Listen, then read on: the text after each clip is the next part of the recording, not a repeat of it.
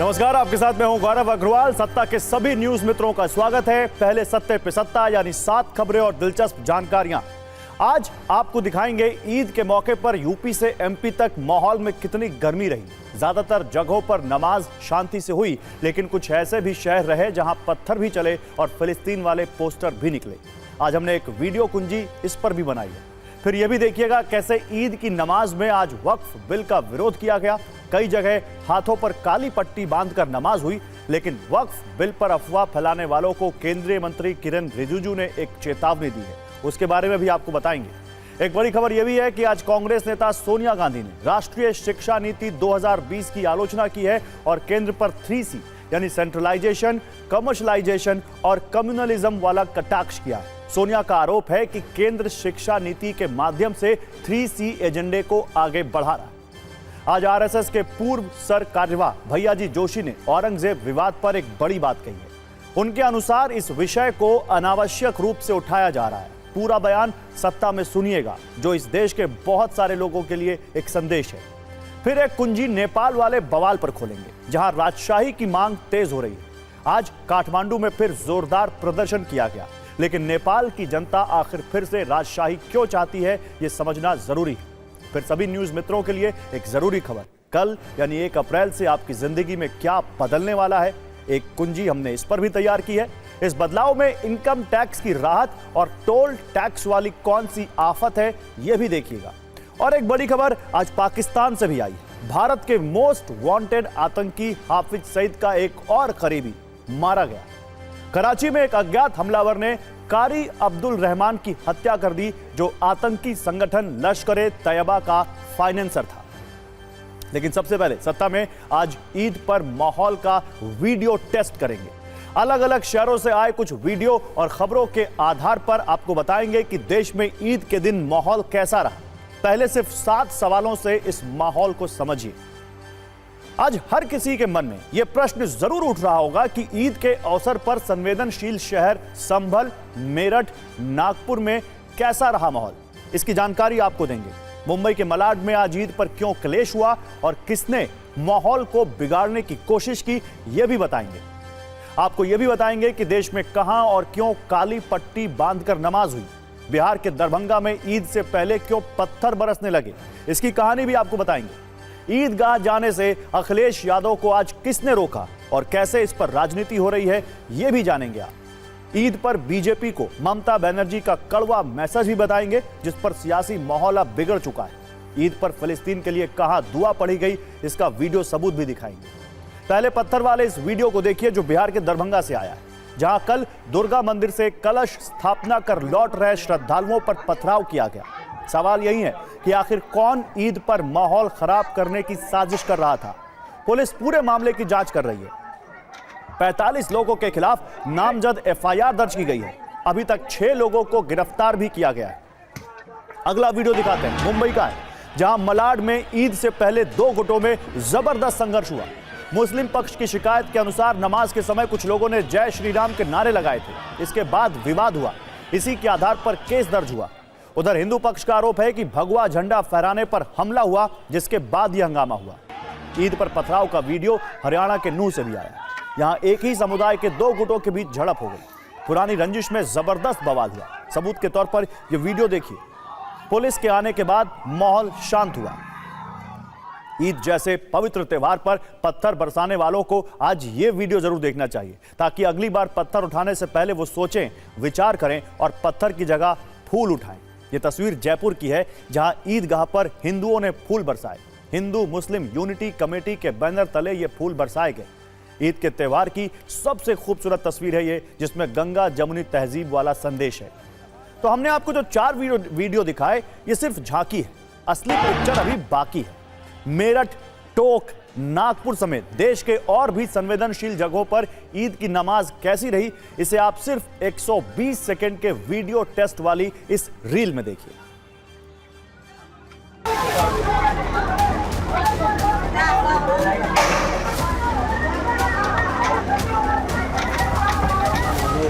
नवरात्रा का कलश यात्रा निकला था, उसमें समुदाय विशेष लोगों के द्वारा हमला कर दिया गया। स्थानीय हमारे चौकीदार थे, पदाधिकारीगण जो वहाँ पर गए थे, उनके द्वारा जिन लोगों को पहचाना गया उनको स्पॉट से ही अरेस्ट करके लाया गया है और जिनकी पहचान एस्टेब्लिश्ड है उनको नेम्ड एक्यूज्ड बनाते हुए कुल 45 लोगों के विरुद्ध एफआईआर दर्ज कर लिया गया है।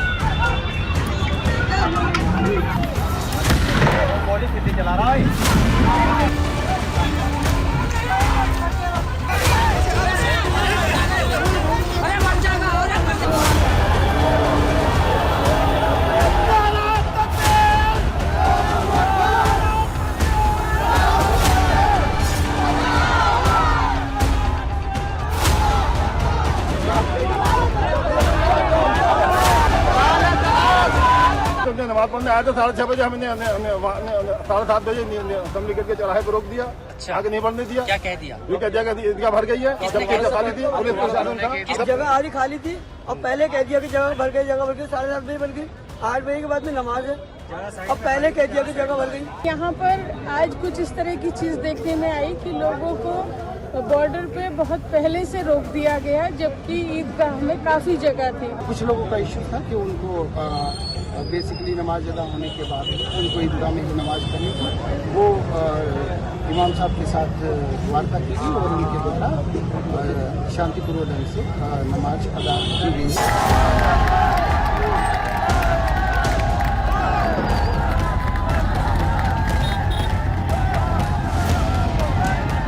मुसलमानों के साथ जुल्म हो रहा, पूरा फिलिस्तीन खाली कर दिया, बच्चे मर गए, सारे लुट गए। जहाँ भी जुल्म होगा इंशाल्लाह उनके साथ है। तो इंशाल्लाह आप सब लोग दुआ करेंगे। तो ईद से पहले जो माहौल यूपी के संभल का था, उसको देखते हुए यह सवाल हर किसी के मन में था कि संभल की ईद कैसी होगी, संभल में ईद के दौरान माहौल कैसा होगा। सत्ता में हमने इसका भी वीडियो टेस्ट किया। संभल में ईद की नमाज अदा करने आज हजारों की संख्या में लोग ईदगाह पहुंचे। इसमें संभल के सांसद जियाउर रहमान बर्क भी शामिल थे। ईदगाह के बाहर बड़ी संख्या में पुलिसकर्मी और पैरामिलिट्री फोर्स तैनात रही।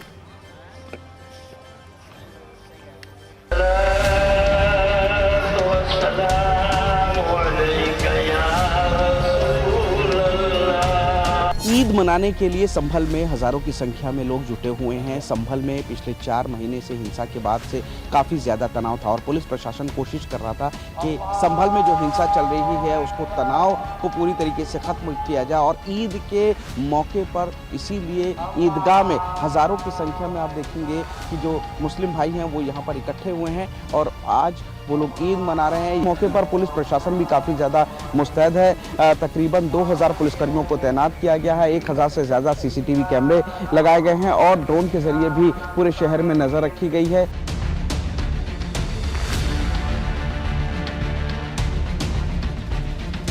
हमने यही दुआ मांगी सर कि संभल में हमारे अमन शांति बनी रहे और जो हिंदू मुस्लिम एकता है वो बनी रहे। काली पट्टी नहीं बांधी? नहीं, काली पट्टी से क्या लेना देना है। हम तो जब विरोध करना है तो वो नॉर्मली कर सकते हैं, जरूरी नहीं है कि हम काली पट्टी भी बांधे।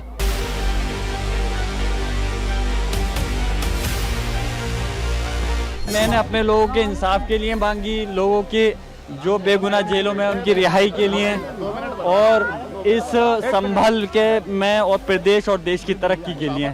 मुसलमान हमेशा भाईचारे के फेवर में रहता है और आज भी भाईचारे के फेवर में है। सिर्फ चंद लोग हैं जो इस चीज़ को माहौल को खराब करना चाहते हैं। संवाद से सभी समस्याओं का समाधान, यही है संवरते हुए संभल की पहचान। हमने सभी से संवाद किया और इसी कारण से एक ईदगाह पर 50,000 से अधिक लोग उपस्थित थे और शांतिपूर्वक तरीके से और अपने उत्सव को मनाने के साथ उन्होंने नमाज संपन्न की। तो ईद पर देश भर के माहौल के बाद अब राजनीतिक माहौल वाली तस्वीर भी आपको दिखाते हैं। आज अखिलेश यादव ने यह आरोप लगाया कि उन्हें ईदगाह जाने से रोका गया। अखिलेश यादव ने पुलिस पर रोकने का आरोप लगाया। उन्होंने कहा कि करीब आधे घंटे तक रोका गया, फिर जाने दिया। वहीं पश्चिम बंगाल में भी ईद पर हिंदू मुस्लिम की लड़ाई छिड़ी है। मुख्यमंत्री ममता बनर्जी के गंदा धर्म वाले बयान पर बीजेपी के नेता सवाल उठा रहे हैं। बीजेपी ये पूछ रही है कि क्या ममता बनर्जी के लिए सनातन गंदा धर्म है।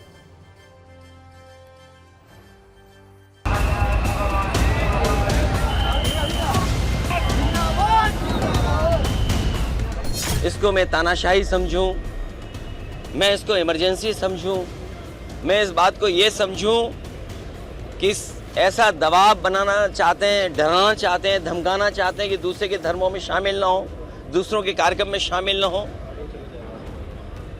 कम से कम मुझे ये बताओ, मैं जाने कितने वर्षों से यहाँ आ रहा हूँ।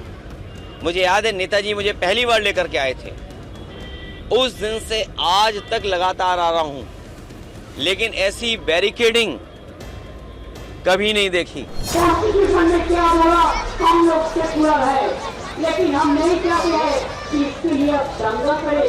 कोई आम जनता नहीं करते हैं, कोई एक पॉलिटिकल पार्टी करते हैं। तो इंशाल्लाह आप तो दुआ करें कि फिलिस्तीन इंशाल्लाह आज़ाद हो। आश्चर्य होता है, ईद पे नमाज अदा करने जाओ, ये फालतू के काम क्यों कर रहे हो? हर समय कांग्रेस और विपक्ष के नेता तुष्टीकरण की राजनीति और चरमपंथियों को शेल्टर देने की राजनीति के कारण इस देश का माहौल बिगाड़ते हैं।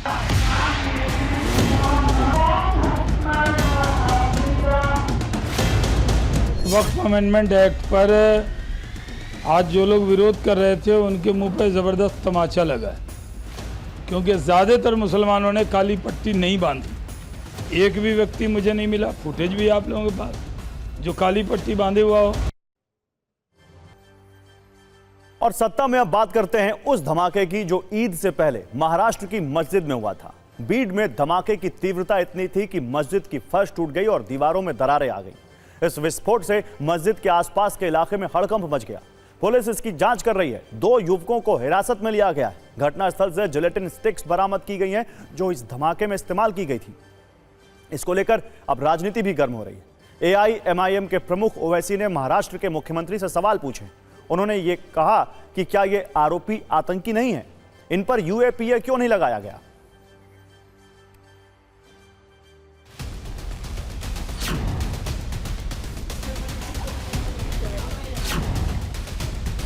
बीडमध्ये पूर्ण शांतता आहे आणि कोणीही जर शांतता भंग करणार असेल तर त्याच्यावर सारखीच कारवाई केली।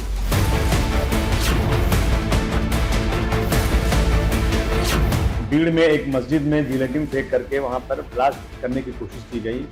मैं महाराष्ट्र सरकार से कहना चाहता हूं कि सबका साथ सबका विकास, आप उनके ऊपर कौन से कलम लगा रहे हैं? देशद्रोह का कानून लगाया कि नहीं लगाया आपने उसको सख्त कानून लगा करके ब्लास्ट जो लोग जो है आतंक फैला रहे हैं, उस तरह का कानून उन पर तुरंत लगाइए, अनाउंस कीजिए कि लगाया गया।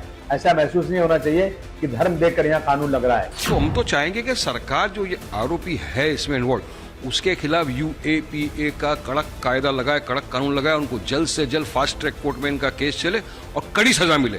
और सजा इन्हीं को नहीं, सजा उन भी बीजेपी नेताओं को मिलनी चाहिए जो आए दिन इस तरह के अनाप शनाप बकवास करते हैं, नफरत फैलाते हैं कि मस्जिद में घुस घुस के मारेंगे। देखिए आपकी नफरत का नतीजा क्या हो रहा है। भीड़ के अंदर मस्जिदों के ऊपर हमले किए जा रहे हैं। महाराष्ट्र के मराठवाड़ा के बीड़ जिले के अर्धमसला गांव में एक मस्जिद के अंदर जिलेटिन की छड़ों से ब्लास्ट किया गया। इस ब्लास्ट मामले में 2 आरोपियों की गिरफ्तारी की है, जिनके खिलाफ अलग अलग धाराओं के तहत पुलिस ने इन्हें हिरासत में लेकर पूछताछ शुरू कर दी है। एक बड़ी बात यह है कि गुड़ी पाड़वा के जिस हिंदू त्योहार के दिन ये ब्लास्ट किया गया, ये सबसे बड़ा मसला है कि मस्जिद के अंदर इस ब्लास्ट करने की योजना किसने बनाई। क्या इस मस्जिद के अंदर ब्लास्ट करने के पीछे कोई और साजिश तो नहीं थी? इसी की जांच करने के लिए अब इस मामले में महाराष्ट्र की ATS भी इस जांच में जुड़ गई है। आरोपीला एकदम कडक शिक्षा त्यामध्ये भेटू शकतो। तो त्यामुळे ॲज ए SP बीड म्हणून सगळे लोकांना हेच रिक्वेस्ट आहे, तुम्ही शांतता ठेवा। पोलीस प्रशासनतर्फे मी सगळ्या लोकांना आश्वासन देतो की आम्ही 100% त्यामध्ये लावून त्यामध्ये आम्ही चांगला तपास करणार। डेफिनेटली हा जो झालेला इन्सिडेंट खूप निंदनीय आहे आणि त्यासाठी जनताला मी हेच सांगतो। और ईद के माहौल के बीच आज औरंगजेब कब्र विवाद पर भी पानी डालने की कोशिश हुई। आरएसएस के पूर्व सरकार्यवाह सुरेश भैयाजी जोशी ने कहा कि औरंगजेब की कब्र का मुद्दा अनावश्यक है। औरंगजेब की मृत्यु यही हुई थी और उनकी कब्र बनाई गई थी। ये भारत की उदारता और समावेशिता को दर्शाता है। देखिए, औरंगजेब का अनावश्यक विषय उठाया गया है। एक है, अब उसकी मृत्यु यहाँ हुई तो कब्र यहाँ बनी हुई है, कोई श्रद्धा है वो जाएंगे। हमने तो छत्रपति शिवाजी महाराज का जो नमूना आदर्श है, उन्होंने अफजल खान की भी वहां पर कब्र बनवाई थी, तो वो तो है भारत की ये उदारता की सर्वसमावेशिता का प्रतीक है। वो कब्र रहे, जिसको जाना है वो जाए। और सत्ता में अगली खबर की शुरुआत हम कुछ मीम्स वाली तस्वीरों से करने जा रहे हैं, जिनका इस्तेमाल कुछ दिन पहले केंद्रीय सड़क एवं परिवहन मंत्री नितिन गडकरी से जोड़कर किया गया था। और इस मीम्स का केंद्र था जो टोल टैक्स आप देश के अलग अलग टोल प्लाजा पर चुकाते हैं, लेकिन कई बार हाईवे और एक्सप्रेसवे का भारी भरकम टोल लोगों को काफी दर्द देता है। और इसी दर्द का इजहार लोगों ने बॉलीवुड के कुछ गानों का इस्तेमाल करके मीम्स के जरिए किया था। इसमें एक लाइन किसी गाने की थी, जबकि दूसरी लाइन में नितिन गडकरी और टोल प्लाजा का जिक्र था। आज हम आपको ये मीम इसलिए दिखा रहे हैं क्योंकि केंद्रीय मंत्री नितिन गडकरी ने TV9 नेटवर्क के what India thinks today summit में इन मीम्स का दिलचस्प जवाब दिया। लेकिन उससे पहले टोल से जुड़े उस शुभ समाचार की बात जिसका गडकरी ने संकेत दिया। TV9 नेटवर्क के WITT समिट में केंद्रीय सड़क एवं परिवहन मंत्री नितिन गडकरी ने कहा है कि वो अगले हफ्ते टोल को लेकर एक ऐसा ऐलान करने वाले हैं जिससे लोगों की सारी नाराजगी दूर हो जाएगी। पहले आपको गडकरी के उस इंटरव्यू की हाईलाइट दिखाते हैं, फिर समझेंगे वो संभावित शुभ समाचार क्या हो सकता है। और टोल वाला क्लेश भी आप जरूर देखिएगा। अभी गुजरात की बात हो रही थी, वहां पर एक जगह है जहां पे सबसे ज्यादा टोल टैक्स देश अर्न करता है। अभी कुछ दिन पहले एक रिपोर्ट पड़ी थी, लोग कहते हैं गडकरी जी आप हाईवे तो बहुत अच्छे बनाते हैं लेकिन टोल बहुत लेते हैं। देखिए, पहली बात तो ऐसी है, if you want good services you have to pay for it. अब जैसा आपने कार्यक्रम इतने बड़े सभागृह में किया तो आपको इसका किराया तो देना पड़ा होगा।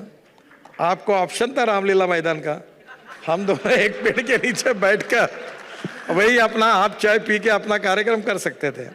तो कहीं ना कहीं अगर अच्छी सर्विस चाहिए तो आपको देना पड़ेगा। पर मैं आपको विश्वास दिलाता हूँ कि मैक्सिमम अधिवेशन समाप्त होने के बाद एक सप्ताह के अंदर मैं एक घोषणा कर रहा हूँ जिससे जो टोल के बारे में जिनकी नाराजी है वो जो कुछ है वो पूरी निकल जाएगी, ये आप विश्वास रखिए।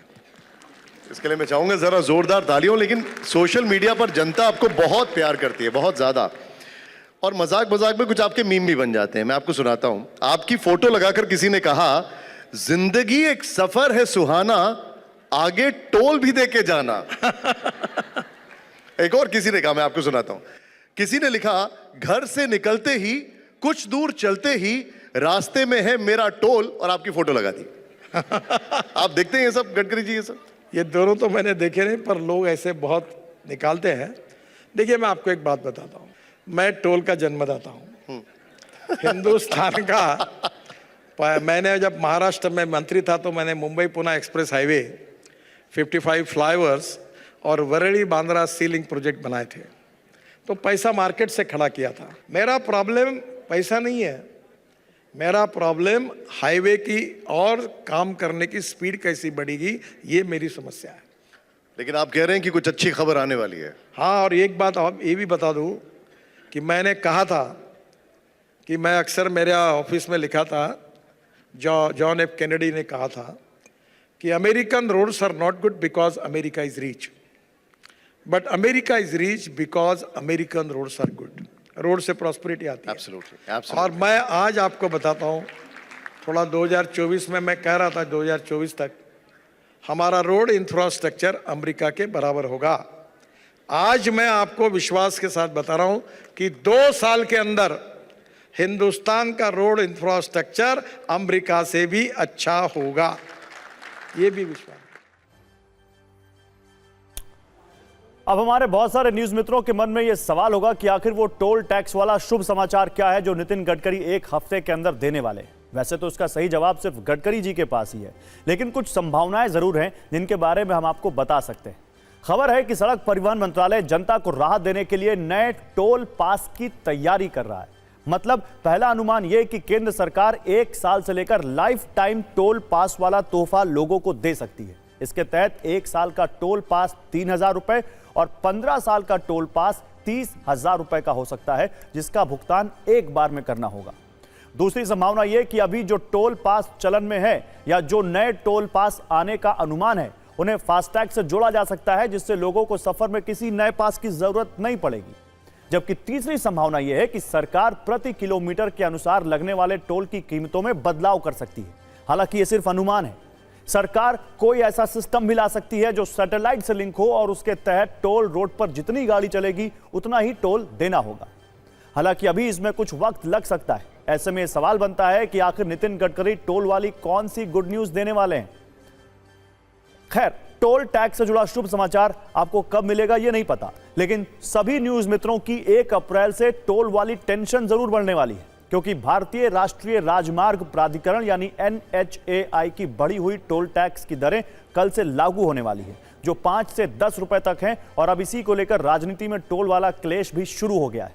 कांग्रेस नेता रणदीप सुरजेवाला ने नेशनल हाईवे पर बने टोल प्लाजा को लूट के अड्डे बताया है और बीजेपी पर कटाक्ष किया है।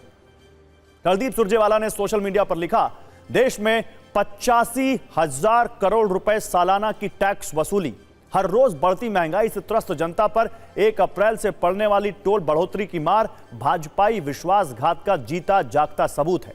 बीजेपी की जबरन टैक्स टोल वसूली का इससे बड़ा सबूत क्या है कि 10 साल के बीजेपी शासन में सालाना टोल कलेक्शन में 500% की वृद्धि हुई है। अब जरा रणदीप सुरजेवाला का पूरा बयान सुनाते हैं आपको। 1 अप्रैल 2025 से देश और हरियाणा में होने वाली टोल बढ़ोतरी भाजपा की लूट की छूट का सबसे बड़ा जीता जागता सबूत है। जब कांग्रेस की सरकार थी 2014-15 तक, तो सालाना टोल वसूली देश में केवल 15,000 करोड़ थी। 15-16 में भी ये 17,000 करोड़ थी। यही टोल वसूली 23-24 में बढ़कर 68,000 करोड़ और अब 24-25 में बढ़कर 85,000 करोड़ छू रही है। 500% की वृद्धि भाजपा शासन में टोल कलेक्शन में हुई है। वैसे आज हमने अपने न्यूज मित्रों के लिए टोल टैक्स से जुड़ा सत्ता का एक नंबर गेम भी तैयार किया है। यह सत्य है कि पिछले कुछ वर्षों में भारत में खूब सड़कें बनी हैं और सड़क नेटवर्क के मामले में भारत अमेरिका के बाद दूसरे नंबर पर पहुंच गया है। लेकिन सच ये भी है कि कई जगहों पर खराब सड़क के बाद भी ज्यादा टोल वसूला जाता है। आप कह सकते हैं कि भारत में टोल टैक्स तो फिक्स है, लेकिन सड़क सही होगी ये फिक्स नहीं है। फिर भी टोल से होने वाली कमाई पिछले कुछ वर्षों में रिकॉर्ड तोड़ रही है। संसद के पिछले शीतकालीन सत्र में केंद्रीय मंत्री नितिन गडकरी ने बताया था कि टोल टैक्स से वर्ष 2019-20 में 27,503 करोड़ रुपए की कमाई हुई है, जबकि वर्ष 2023-24 में यह आंकड़ा बढ़कर 55,882 करोड़ रुपए तक पहुंच गया और अब वर्ष 2024-25 में यह आंकड़ा बढ़कर 70,000 करोड़ रुपए के पार जा सकता है। सरकार का टारगेट है कि 2030 तक टोल टैक्स से कमाई 1,30,000 करोड़ रुपए प्रति वर्ष तक पहुंच जाए, जो सड़क परिवहन विभाग के मौजूदा बजट का करीब आधा होगा। और इसके लिए देश में NHAI के लगभग 1,015 टोल प्लाजा एक्टिव मोड में काम कर रहे हैं। वैसे देश के सभी हाईवे पर जितने भी टोल प्लाजा मौजूद हैं, उनसे पिछले 5 वर्षों में सरकार ने कितना टोल जमा किया है, क्या आप इसका अनुमान लगा सकते हैं?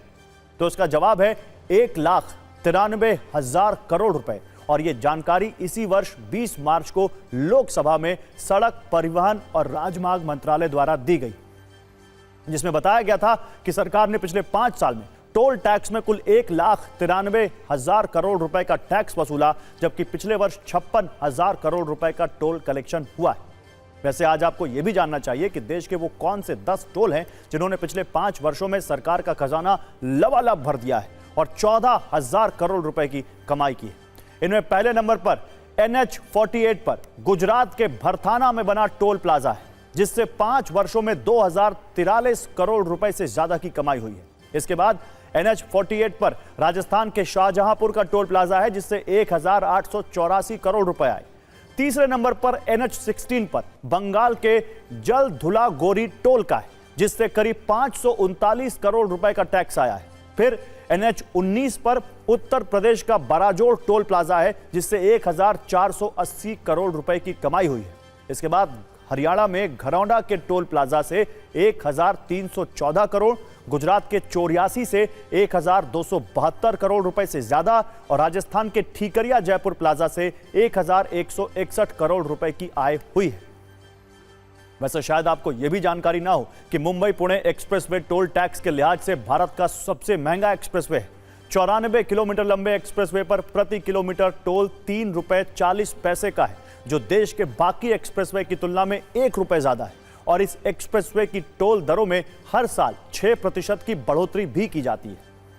अब हमारे न्यूज मित्रों के लिए सत्ता का एक बहुत जरूरी रिमाइंडर, जिसका असर 1 अप्रैल यानी कल से आपकी जिंदगी पर पड़ने वाला है।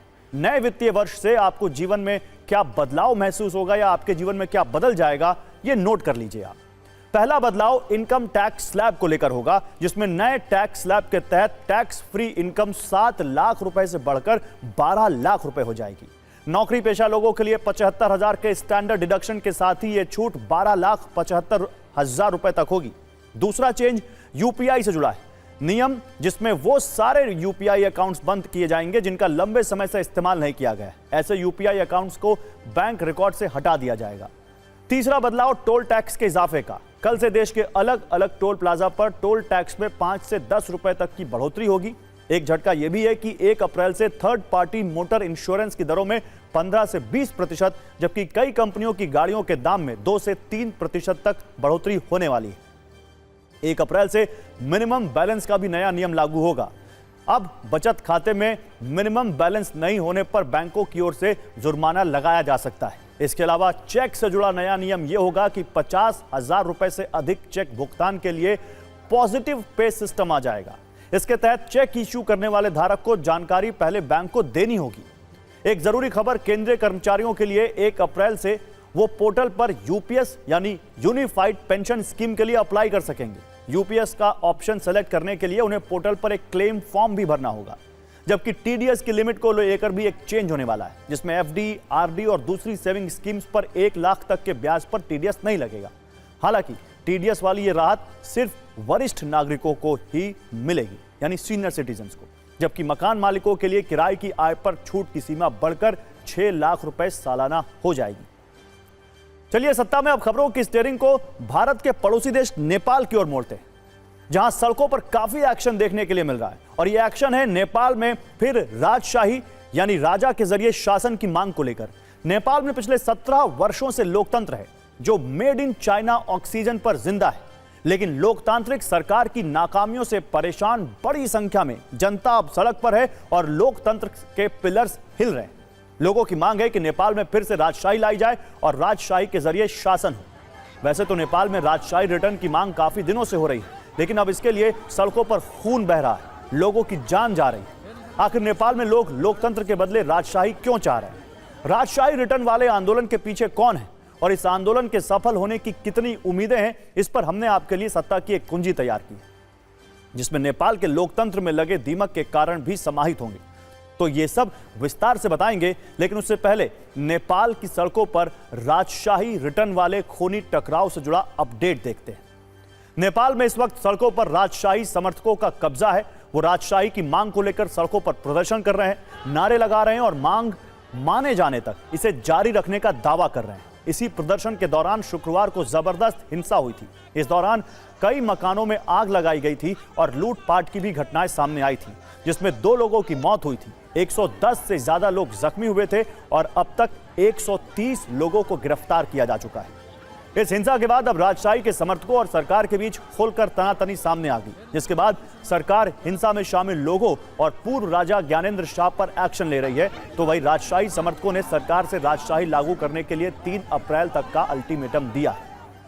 दरअसल हिंसा की शुरुआत 28 मार्च की सुबह करीब 11:30 पर तब हुई जब काठमांडू में राजशाही समर्थक रैली शुरू हुई।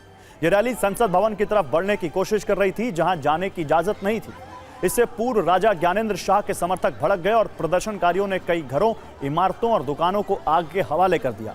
इसके बाद पुलिस ने भीड़ को तितर-बितर करने के लिए पानी की बौछारें, आंसू गैस के गोले और रबर की गोलियां चलाई। शुक्रवार की घटना के बाद भी स्थिति ठीक नहीं है। हालांकि सरकार का कहना है कि सब कुछ काबू में है। इस बीच लोकतंत्र समर्थक भी सड़क पर उतर आए हैं। कुल मिलाकर अब मामला आमने सामने का है।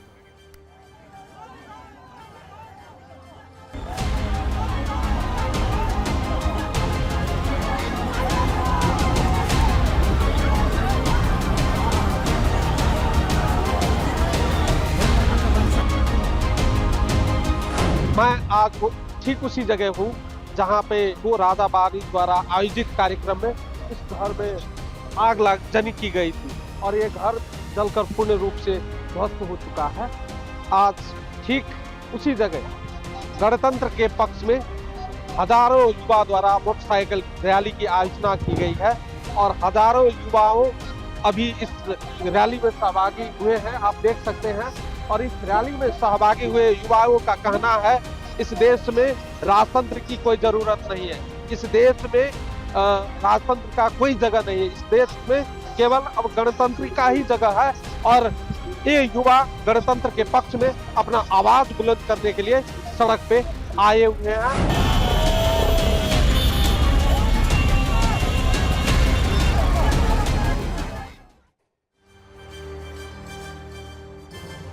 तो नेपाल में 2008 तक राजशाही लागू थी। 2008 में ही राजशाही खत्म हुई और पूर्ण लोकतंत्र लागू हुआ।